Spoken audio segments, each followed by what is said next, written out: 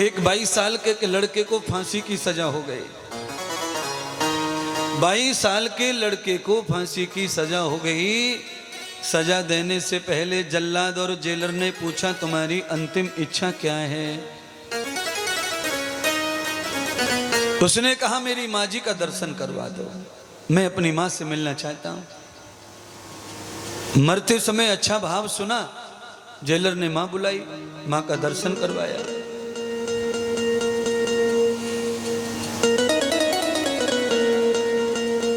माँ पास में गई, जैसे ही माँ निकट आई, बच्चे ने जोर से थप्पड़ दिया माता के गाल पे। सारे सिपाहियों ने, जल्लाद ने, जेलर ने देखा, ये तो सच में बड़ा पापी है। दुनिया फांसी पे लटकती है, मरते मरते एक अच्छा काम करते हैं, और ये तो मरते मरते भी पाप करके जा रहा है। अपनी माँ के पैर छूने चाहिए थे, थप्पड़ मार दिया। तो सब लोगों ने थू थू थू थू थू थू थू थू थू थू थू थू कर दी। पर अंत में जेलर ने पूछा, एक बात बता, मरते मरते भी तूने ये पाप क्यों किया? तूने अपनी माँ को थप्पड़ क्यों मारा? तो आंसू निकल आए और रोते रोते कहता है, जेलर, ये जो आज फांसी लग रही है, ये फांसी इस माँ की वजह से लग रही है। मैं जब 7 वर्ष का था, मैंने पेंसिल चुराई थी कॉलेज स्कूल में से, पेंशन, केवल एक पेन चुरा के घर लाया था। मैंने माँ को आके बताया था, मैं ये पेन चुरा के लाया हूँ। मेरी माँ ने कहा था, तेरे काम आएगा, दे बैग में रख ले। दूसरे दिन में फिर एक किताब चुरा के लाया, माँ ने फिर वही कहा कि बैग में रख ले, तेरे काम आएगी। एक दिन में बैग ही किसी का चुरा के लाया, माँ ने कहा, तेरा बैग फट गया, तेरे काम आएगा, पास में रख ले। जिस दिन मैं पेंसिल चुरा कर लाया था, उस दिन माँ थप्पड़ मार देती तो आज ये माँ के गाल पे तमाचा न होता और मुझे फांसी न होती। इसीलिए सारे कर्म माँ के हाथ में है। इसीलिए सुमित्रा ने कौशल्या को ही माँ समझा, कैकेयी ने भी कौशल्या को ही माँ समझा। और मैं भी कहता हूँ, रामायण में भी गोस्वामी तुलसीदास ने भी कौशल्या को ही माँ बताया है। पुत्रवती जुवती जग सोही, रघुपति कुल पुत्र हु जब होई। राम जैसा पुत्र जिसकी कोख से पैदा होता है, वही माँ कहलाती है। बाकी तो फिर माएँ नहीं है, ये तो फिर जननी है, जो हर अवतार में जन्म देती ही रहती है। कुत्ता देख लो, बिल्ली देख लो, गैया देख लो, मैया देख लो, भैंस देख लो, गधेड़ी देख लो, ये सब बच्चों को पैदा कर रही है। पर माँ वो है जो रघुपति पुत्र जात सुत होई, जिसके गर्भ से राम जैसा बेटा होता है, वो माँ कहलाती है। कौशल्या के आंगन में चारों बच्चे बड़े हो रहे हैं, एक ही पालने में झूल रहे हैं, एक बिस्तर पर सोते हैं, और एक ही पात्र में चारों को कौशल्या गोद में डालकर भोजन करवाती हैं। ये है संस्कार है। भोजन कराते समय कौशल्या बच्चों को गोद में लिटाती, अपनी गोद में लिटा के भोजन कराती है। तदपदम न योग लक्षणम, महर्षि वाल्मीकि लिखते हैं अपनी रामायण में, तदपदम न योग लक्षणम येवं बाल प्रवध्यते यावतम पद पद मूलम जायन्ते वक्षस्थलो। आहा, कमाल कर दिया। आज तो कौशल्या ने राम जी को पालने से खड़ा कर दिया, पालना पकड़वा दिया हाथ से, और राम खड़े हो गए। भरत जी को कराया, लक्ष्मण को, शत्रुघ्न को, चारों भैया पालने के चारों कोनों पे खड़े कर दिए।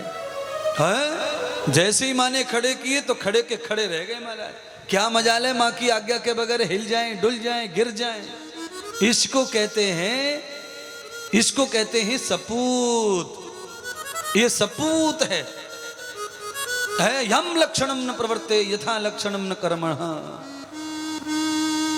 परमात्मा करे ऐसे बच्चे सबके होंगे, पर ऐसी माँ पहले होनी चाहिए, फिर बच्चे होंगे। हैं, माँ दुनिया भर की इतरा रही है तो बच्चे कैसे होंगे राम जैसे? बता, माँ का ही ठिकाना नहीं है। बताओ, अंग्रेजी के कपड़े पहन के सोती है, नींद नहीं आती है, तो मोबाइल रात में उठ उठ के देखती है नींद के बगैर। कौन से कपड़े पहन के सोती है रात में? अंग्रेजी में नाइटी। कौन सी टी? बोलो।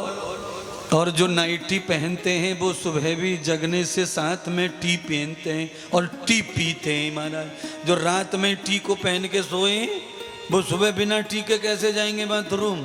लफड़े ये है महाराज। इंद्रदेव वाले कफन को ओढ़ के सो हर समय, सब काम फ्रेश रहते हैं अपने आप। जब चाहो तब बाथरूम जाओ, जब चाहो तब शौच जाओ, जब चाहो तब थूक जाओ, जब चाहो तब देखो। तुम जब चाहो तब सब काम होवे। ऐसा न होवे कि प्रेशर तुम्हें ले जाए, ना प्रेशर को तुम ले जाओ। अरे महाराज कभी कभी तो हम जोर जोर लगा लगा के मर जाते, पर मामलो बाहर निकलतो ऐसो हाल है महाराज हमारो। तो हम तो पूरे बर्बाद राम है महाराज। हमारी तो गर्दन की भी नस फूल जाए पर मल बाहर नहीं आता महाराज। बड़ी बुरी हाल है पेट को। ये कैसे हो गया महाराज? न खाने का ठिकाना न सोने का ठिकाना, ऐसे पेट खराब हो जावे महाराज। मल इंद्रियाणाम तद युक्त शासनम।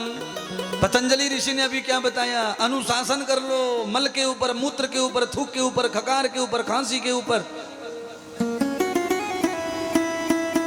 योग हो गया, भक्ति हो गई, भगवत प्राप्ति हो गई। इंद्रियों को, मन बुद्धि चित्त को, मल और मूत्र की क्रियाओं को जो रोक लेता है, अपने मन चित्त को धारण कर लेता है, वही योगी हो जाता है।